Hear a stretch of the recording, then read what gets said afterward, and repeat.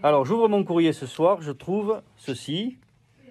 Courrier avec Jojo Marty. Je l'ouvre et dedans, on a juste un petit papier sympa avec marqué dessus « Fils de pute sataniste ». Voilà.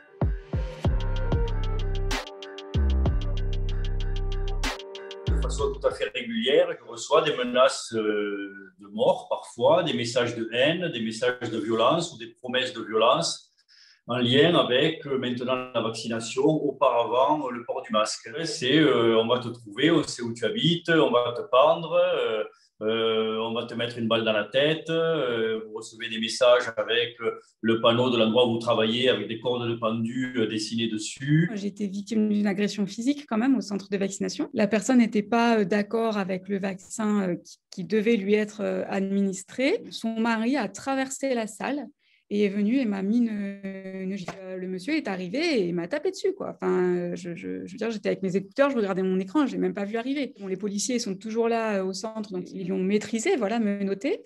Mais oui, on est quand même sur Enfin, là, pour le coup, l'agression physique, ça m'a vraiment déstabilisée. Et le lendemain matin, je devais consulter à mon cabinet. Et là, à mon cabinet, je suis toute seule. Et j'ai appelé l'ordre en disant que je ne me sentais pas de consulter toute seule dans mon cabinet, que j'avais peur, quoi. Et je n'ai pas consulté pendant un mois.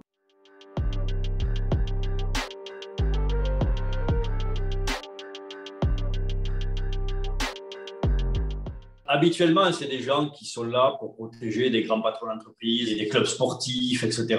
Mais protéger un médecin, pour eux, c'est totalement, c'est très, comment dire, anachronique, quoi. Ils ne sont pas habitués à ça. D'abord, ils sont patients aussi, hein. Mais c'est quand même fou de penser que des blouses blanches, des gens qui portent le soin, des gens qui ont prêté serment du soin, se retrouvent obligés quasi de prendre une protection rapprochée parce qu'on leur reproche de parler de science. Le centre de vaccination avait été cambriolé début février, hein, donc c'était au début. Comme c'était moi qui transportais toujours les flacons et tout ça, ça avait beaucoup inquiété la gendarmerie. Ils ont mis mon numéro de téléphone en personne prioritaire. Donc en fait, quand j'appelle avec mon téléphone portable la gendarmerie, je suis prise en charge directement. Après, là, j'ai fait faire des devis quand même, c'est pour avoir un bouton d'alarme en fait dans les bureaux. Qu'on ait un bouton d'alarme d'appel. J'en ai mis trois, bon, garde à vue. Il s'avère qu'une fois, l'un des trois, il m'a téléphoné, qu'ils savaient où j'habitais, qu'ils allaient venir s'occuper de moi, voilà, qu'ils allaient se venger, etc., etc.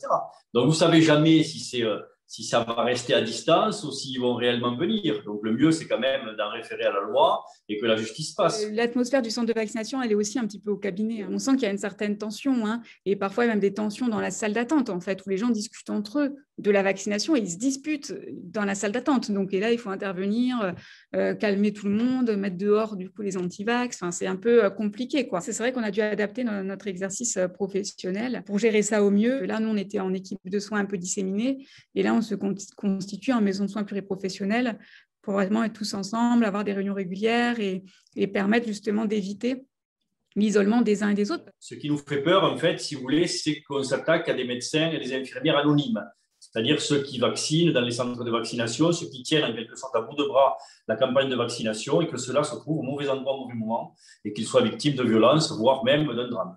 C'est vrai qu'on a le sentiment que quelque chose peut vite arriver, en fait. Enfin, moi, je veux dire, je sors du centre de vaccination avec ma voiture, je rentre chez moi.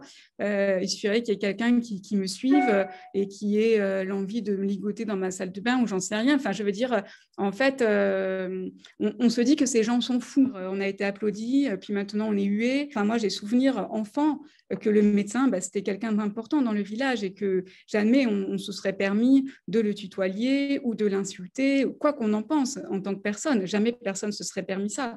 Aujourd'hui, je veux dire, les insultes ou le manque de respect, c'est quotidien.